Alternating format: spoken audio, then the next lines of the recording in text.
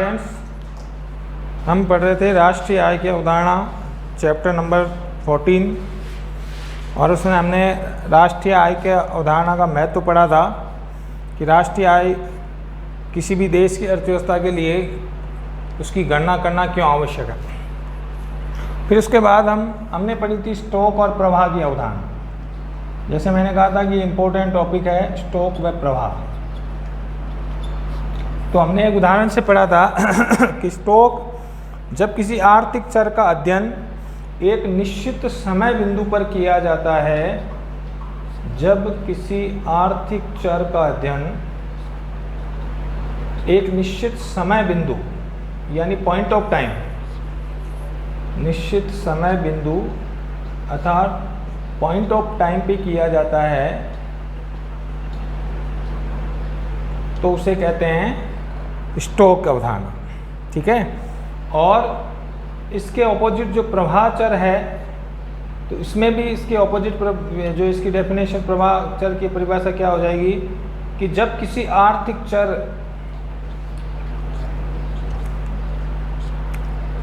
का अध्ययन एक निश्चित समयावधि में, एक निश्चित समयावधि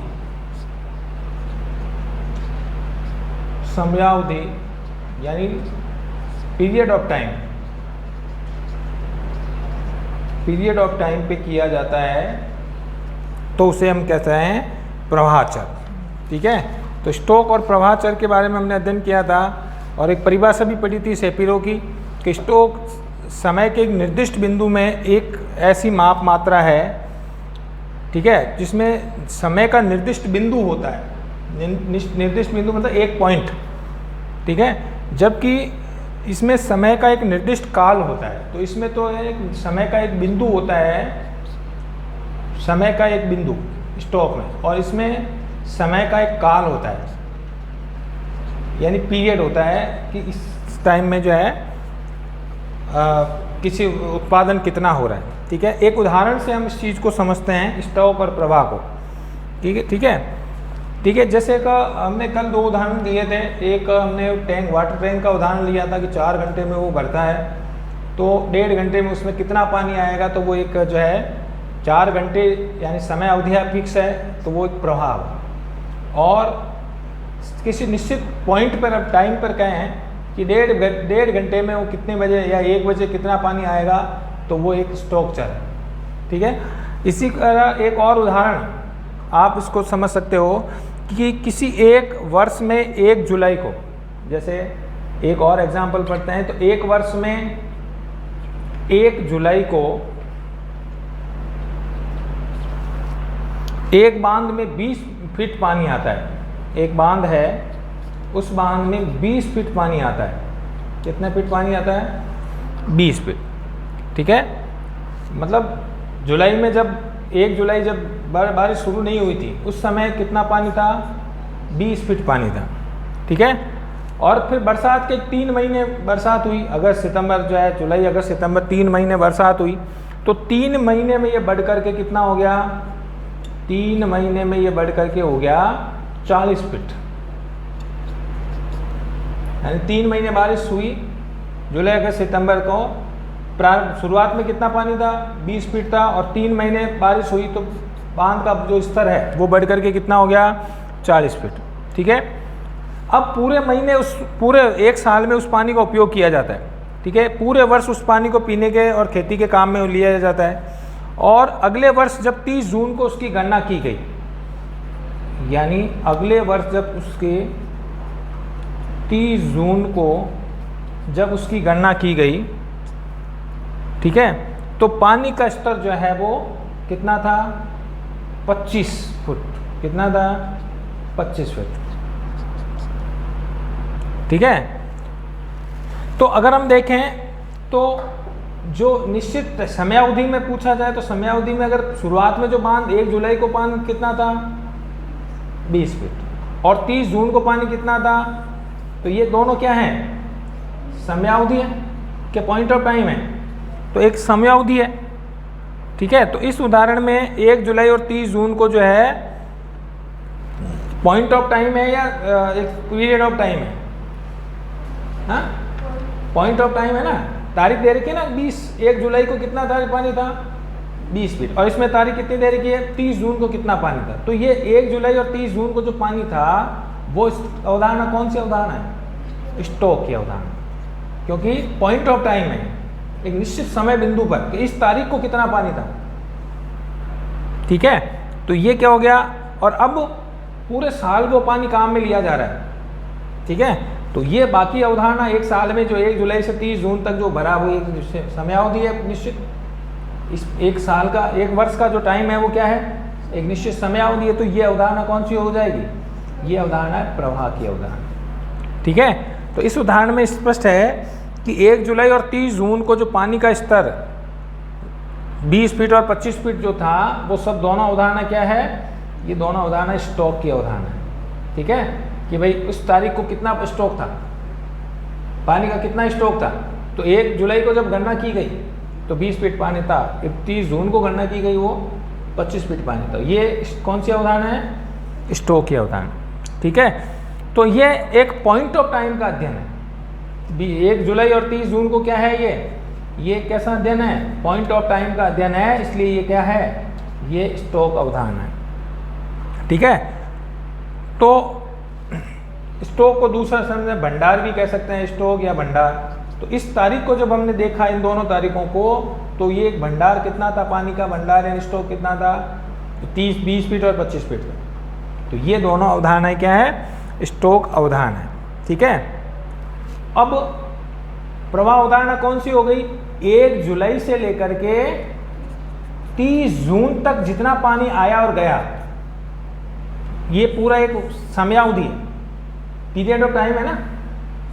अरे ये क्या हो गया, ये पीरियड ऑफ टाइम है। तो ये पीरियड ऑफ टाइम ये क्या हो गया, ये एक प्रवाह अवधारणा है। तो 1 जुलाई से लेकर के 30 जून तक के एक साल के अंदर जितना भी पानी आया, काम में लिया, खाली हुआ, वो सब क्या है, वो अवधारणा क्या कहलाएगी, प्रवाह अवधारणा। ठीक है, तो इस तरह 1 जुलाई से 30 जून के बीच पीरियड ऑफ टाइम में पानी की जो आवक है वो 20 फीट आई और जावक 15 फीट हुई। भाई आवक कितनी हुई, 20 फीट तो पहले ही था, तो ये आवक कितनी हुई, यहाँ 20 फीट पानी आया और जावक कितनी हुई, जावक पानी गया कितना, लास्ट में कितना बचा था पानी, 25 फीट बचा। तो कितना चला गया, 40 फीट आया, 15 फीट, तो 15 फीट हो गया ना, 15 फीट पानी चला गया। ठीक है, तो 20 - 15 यानी 5। तो इस प्रकार पानी की शुद्ध आवक जो है वो एक साल में क्या है, अगर उसकी गणना करनी है तो वो क्या होगा कि प्रवाह अवधारणा होगी। ठीक है, बात समझ में आ गई। तो ये है आपके 2-3 एग्जाम्पल मैंने दे दिए, उसमें भी आपका जो है पानी के टैंक वाला भी एग्जाम्पल दे दिया था। ठीक है, तो ये होगी आपके स्टॉक और प्रवाह की अवधारणा। अब राष्ट्रीय आय की गणना में क्या काम आता है, स्टॉक और प्रवाह आपका जानना क्यों जरूरी है, क्योंकि राष्ट्रीय आय में जो भी वस्तुएं जोड़ी जाती है आपको पता है, तो वो कुछ वस्तुएं उनमें से स्टॉक होती है और कुछ प्रवाह होती है। जबकि राष्ट्रीय आय में कैसी अवधारणा जुड़ेगी, प्रवाह अवधारणा। भाई 1 जुलाई से 1 जनवरी से लेकर के और 31 दिसंबर तक जो माल बनता है, राष्ट्रीय आय की गणना हमेशा किस वर्ष के आधार पर की जाती है, 1 वर्ष के आधार पर। एक निश्चित जो है समय जो अवधि है ना, वित्तीय वर्ष, उसमें हमेशा राष्ट्रीय आय की गणना 1 दिन के लिए नहीं करते, 6 महीने के लिए नहीं करते। राष्ट्रीय आय की गणना हमेशा किस लिए की जाती है, 1 वर्ष के आधार पर की जाती है। और 1 वर्ष की गणना करना तो किस में आएगा, आपके स्टॉक होगा या प्रवाह होगा। तो राष्ट्रीय आय कैसी अवधारणा है, कि स्टॉक अवधारणा है। अगर आपसे पूछा जाए कि इस तारीख के बीच में अगर पूछे कि 1 मई को कितना पानी या कितना कपड़ा है, कितना उत्पादन है, तो वो अवधारणा क्या हो जाएगी, स्टॉक। लेकिन ये एक निश्चित समय अवधि में, राष्ट्रीय आय की गणना हमेशा एक निश्चित समय अवधि में की जाती है, इसलिए राष्ट्रीय आय की अवधारणा हमेशा क्या है, एक प्रवाह अवधारणा है। और इसीलिए आपके लिए जानना जरूरी है कि स्टॉक और प्रवाह में अंतर जानना जरूरी है। भाई 1 जनवरी 2020 को के बीच में लेकर के 31 दिसंबर 2020 के बीच में कितना माल बना, तो इसकी अगर एक साल में जो उत्पादन हुआ, जैसे 5 मोटरसाइकिलें बनी, 30 कट्टे सीमेंट के बने। तो जो जो भी वस्तु बनती है इस अवधि में, उसी को राष्ट्रीय आय में क्या किया जाता है, जोड़ा जाता है। ठीक है, तो निश्चित समयावधि में जोड़ा जा रहा है, इसलिए यह कैसी अवधारणा है, प्रवाह अवधारणा। तो राष्ट्रीय आय में भी स्टॉक और प्रवाह महत्वपूर्ण अवधारणा है, इसलिए इसको पहले जानना जरूरी है कि कौन सी अवधारणा स्टॉक है और कौन सी प्रवाह। तो इस प्रकार राष्ट्रीय आय में भी एक प्रकार की कैसी अवधारणा है, प्रवाह अवधारणा है, फ्लो अवधारणा है, प्रवाह अवधारणा, जो एक वर्ष की अवधि में, जो एक वित्तीय वर्ष की अवधि में जोड़ा जाता है, जो एक वर्ष में जोड़ा जाता है। और भारत में ये अवधि क्या है, 1 अप्रैल से 31 मार्च। इसे भारत में क्या कहा जाता है, वित्तीय वर्ष, फाइनेंशियल ईयर कहा जाता है। और इसी वर्ष में जो है भारत की जीडीपी जोड़ी जाए, भारत की जो राष्ट्रीय आय जोड़ी जाती है। कई देशों में अलग अलग देशों में अलग अलग, कहीं पर 1 जनवरी से 31 दिसंबर तक जोड़ते। ठीक है, तो अलग अलग भारत में ये जो है राष्ट्रीय आय की गणना किस अवधि के लिए की जाती है, एक वित्तीय वर्ष में। और वित्तीय वर्ष की अवधि क्या है भारत में, 1 अप्रैल से 31 मार्च। तो इस प्रकार राष्ट्रीय आय भी की अवधारणा भी एक प्रवाह अवधारणा है और इसमें 1 वर्ष की अवधि में जोड़ा जाता है। ठीक है, यदि किसी समय के एक बिंदु पर अगर संपत्तियों का स्तर देखा जाए, किसी समय के एक बिंदु पर देखा जाए कि भाई 31 जनवरी या 31 मई तक भारत में कितना उत्पादन हुआ है, तो ये पॉइंट ऑफ टाइम आ गया, निश्चित बिंदु है समय का। ये क्या होगा, ये स्टॉक अवधारणा होगा। तो हम कह सकते हैं कि यदि किसी समय के एक बिंदु पर संपत्तियों का अगर स्टॉक निकाला जाए या स्तर ज्ञात किया जाए तो वो स्टॉक अवधारणा कहलाएगी। ठीक है, इस प्रकार राष्ट्रीय आय एक देश के लोगों द्वारा जो भी उत्पादक आर्थिक क्रियाएं होती है वो राष्ट्रीय आय के अंदर की जाती है। ठीक है भाई, तो स्टॉक और प्रवाह अवधारणा कंप्लीट हो गई, समझ में आ गया। इंपॉर्टेंट प्रश्न है ये, 2 नंबर का या 3 नंबर का प्रश्न आ सकता है, दोनों।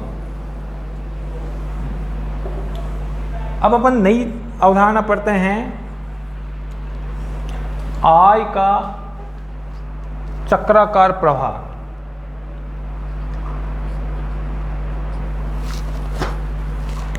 आय का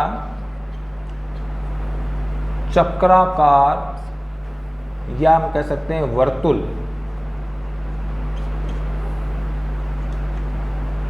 प्रवाह।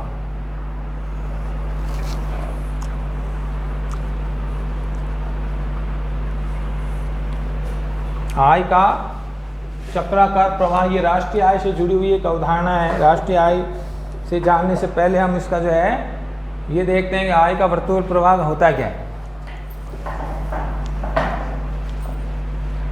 देखिए, इस शब्द का सबसे पहले अगर प्रयोग करें, हम देखें कि आय के चक्राकार या वर्तुल प्रवाह, इस शब्द का जो है सर्वप्रथम ये जो विचार है, सर्वप्रथम आय के चक्राकार प्रवाह का जो विचार है या ये जो विचारधारा है वो दी थी फ्रांस के अर्थशास्त्री, फ्रांसीसी अर्थशास्त्री या फ्रांस के अर्थशास्त्री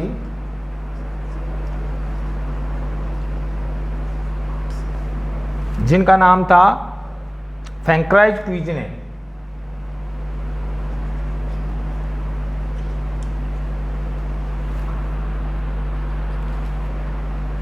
फ्रैंकोइज क्विज़ने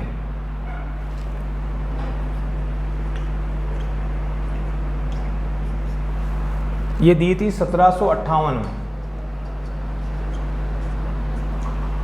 तो आय के वर्तुल प्रवाह या चक्राकार प्रवाह की अवधारणा सर्वप्रथम किसने दी थी? फ्रांस के एक अर्थशास्त्री थे जिसका नाम था फ्रैंकोइज क्विज़ने। 1 नंबर का प्रश्न आ सकता है।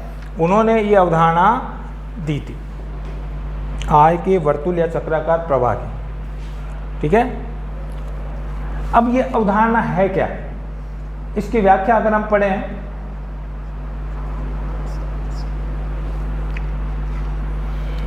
कि सामान्यतः हम देखते हैं कि एक देश के अंदर आय घूमती रहती है।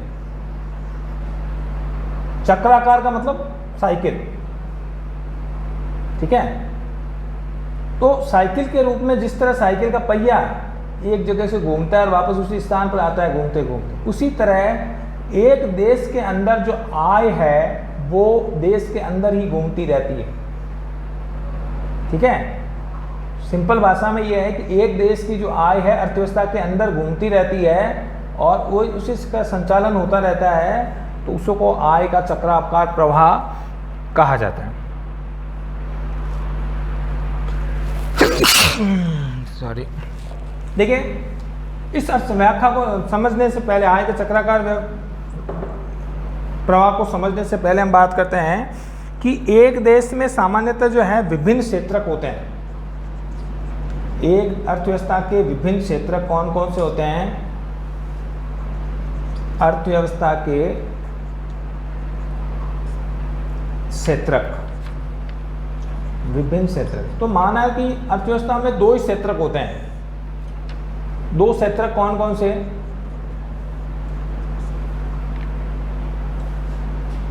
एक अर्थव्यवस्था में तो आय का वर्तुल प्रवाह, द साइक्लिकल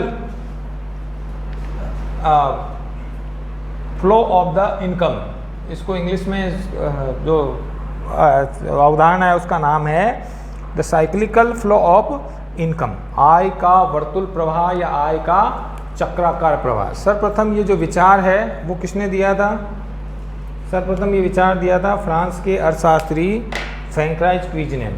ठीक है, अब ये इसकी व्याख्या अगर हम पढ़ें तो देखिए एक अर्थव्यवस्था में विभिन्न क्षेत्रक होते हैं, उसमें से दो क्षेत्रक मान के चलते हैं, दो क्षेत्रक होते हैं। एक परिवार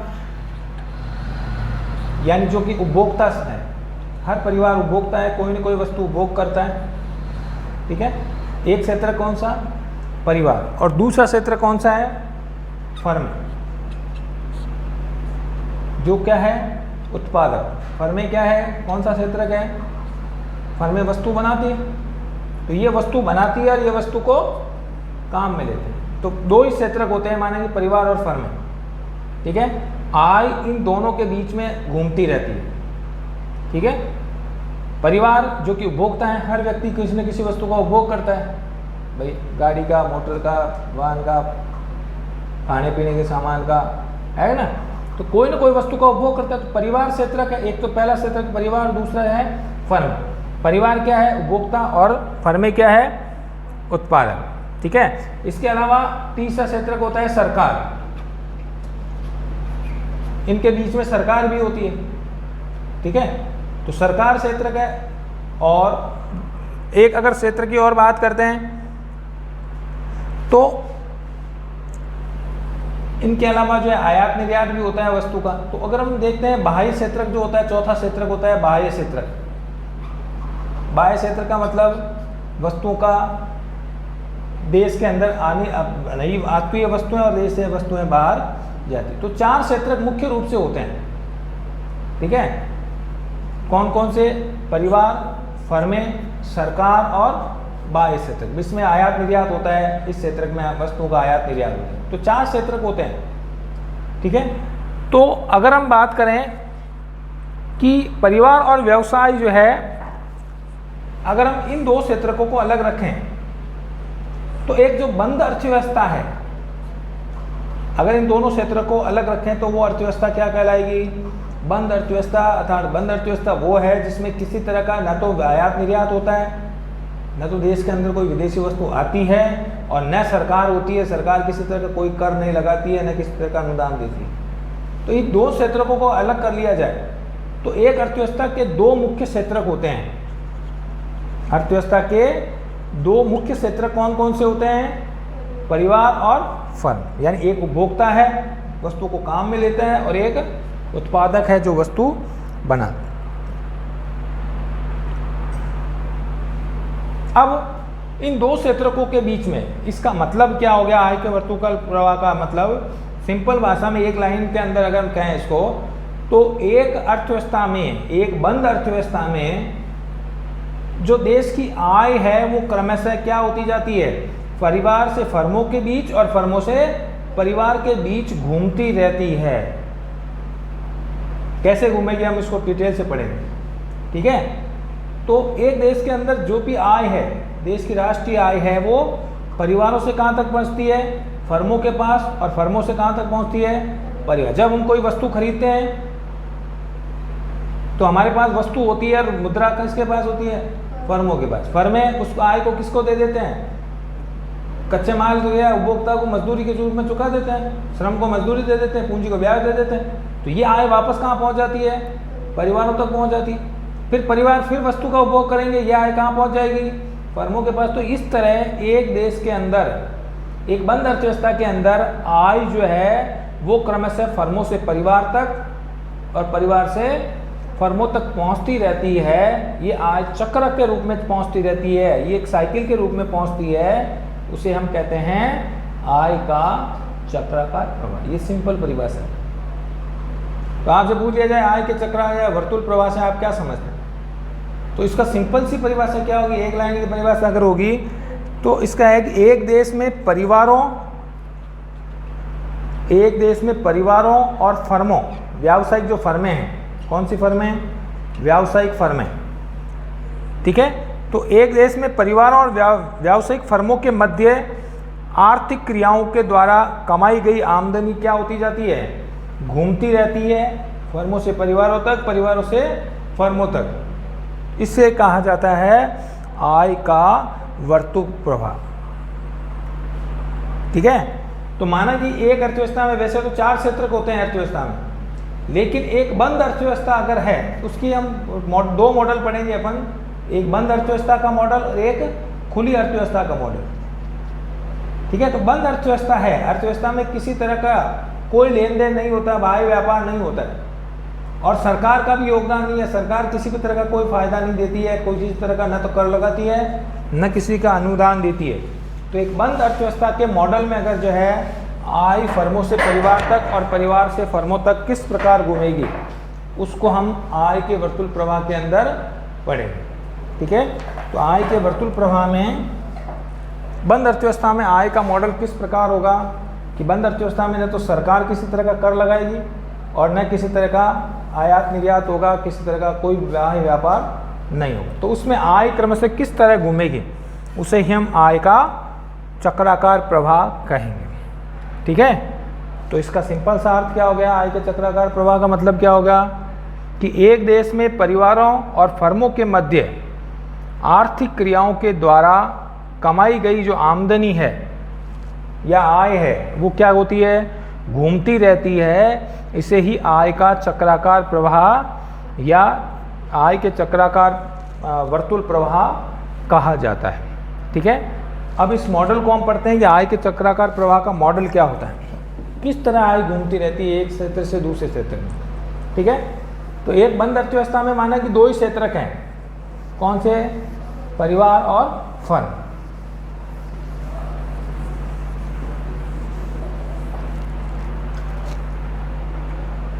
बंद अर्थव्यवस्था का मॉडल जो कैसा होता है,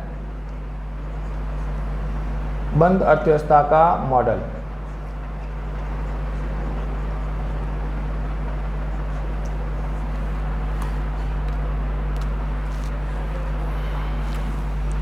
तो सिंपल भाषा में अगर इसको परिभाषा पूछें तो एक बंद अर्थव्यवस्था में आय जो है वो फर्मों से परिवारों तक और परिवारों से फर्मों तक घूमती रहती है, साइकिल के रूप में घूमती रहती है, चक्र के रूप में घूमती रहती है।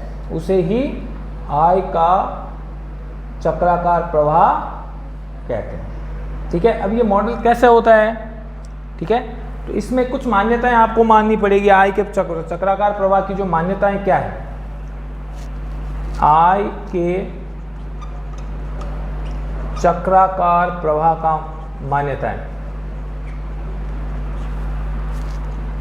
का जो मॉडल है उसकी क्या मान्यताएं हैं। मान्यताएं नंबर 1, पहली मान्यता क्या है, एक देश में संपूर्ण उत्पादन कौन करता है, व्यावसायिक फर्में करती है। संपूर्ण उत्पादन कौन करता है, व्यावसायिक फर्में करती हैं। जितनी भी वस्तुएं बनती है वो देश के अंदर जो फर्में हैं वो बनाती है। पहली मान्यता क्या है कि देश में जितने भी परिवार हैं या जितने भी उपभोक्ता हैं जो वस्तु काम में लेते हैं वो सब वस्तुएं कौन बनाती है? व्यावसायिक फर्में। क्योंकि बाहरी कोई कंपनी है ही नहीं, बाहर से माल आता ही नहीं, तो देश के अंदर जितनी फर्में हैं वो वस्तु बनाती है, बाहर से कहीं वस्तु नहीं आती। तो पहली मान्यता तो ये हो गई कि संपूर्ण जो उत्पादन है वो कौन करती है? देश की जो व्यावसायिक फर्में हैं वो करती है। नंबर 2, व्यावसायिक फर्में अपना संपूर्ण उत्पादन, दूसरी मान्यता क्या है? व्यावसायिक फर्में अपना संपूर्ण उत्पादन बेच देती है। क्या कर देती है? बेच देती है। ठीक है, सभी व्यावसायिक फर्में अपने उत्पादन को क्या करती है? बेच देती है। यानी कोई भी स्टॉक नहीं रहता। साल में जो बनाई उस साल में पूरे उसी वस्तु, जैसे एक मोटरसाइकिल कंपनी ने 50 मोटरसाइकिलें बनाई वो उसी साल बेच देगी, अगले साल के लिए कुछ नहीं रखेगी। जिस साल बनाई उस हाथों हाथ बेच देगी। ठीक है, तो कोई भी उत्पादन स्टॉक के रूप में नहीं रखेगी। जितना माल बनाया वो सब उसी साल में बेच देती है। दूसरी मान्यता है। तीसरा, सरकार की कोई भूमिका नहीं होती। सरकार की कोई भूमिका नहीं होती, अर्थात अर्थव्यवस्था में, बंद अर्थव्यवस्था में सरकार होती नहीं, होती तो है लेकिन उसमें उत्पादन में कोई योगदान नहीं देती। न तो वो किसी वस्तु पर टैक्स लगाएगी न किसी वस्तु पर अनुदान देगी। यानी सरकार को अर्थव्यवस्था से कोई लेना देना नहीं, फर्मों से कोई लेना देना नहीं, क्योंकि सरकार अगर टैक्स लगाती है तो वो वस्तु महंगी हो जाएगी और ये आय किसके पास आएगी? सरकार के पास आती, न तो परिवारों के पास रहती न फर्मों के पास रहती, तो ये मॉडल बिगड़ जाएगा। ठीक है, तो एक बंद अर्थव्यवस्था के मॉडल में सरकार की कोई भूमिका नहीं होती। ये तीसरी मान्यता। नंबर चौथा, बंद अर्थव्यवस्था में, बंद अर्थव्यवस्था होती है और बंद अर्थव्यवस्था में क्या क्या नहीं होता? न तो सरकार होती है और न बाह्य व्यापार होता है, किसी तरह का कोई व्यापार नहीं होता। तो बंद अर्थव्यवस्था होती है, अर्थात विदेशों से किसी भी प्रकार का आयात निर्यात नहीं होता।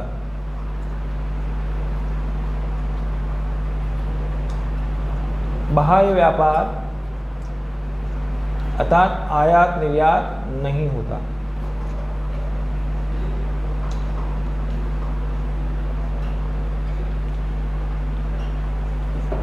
चौथी मान्यता क्या है कि बंद अर्थव्यवस्था होती है, अर्थात विदेशों से न तो कोई वस्तु कम होती है तो आती है देश के अंदर और न देश के बाहर जाती है। ठीक है भाई, तो ये 4 मान्यताएं अगर है तो हमारा ये मॉडल काम करेगा। आय के चक्राकार प्रवाह का जो मॉडल है वो काम करेगा। कब करेगा? तो 4 मान्यताएं अगर है।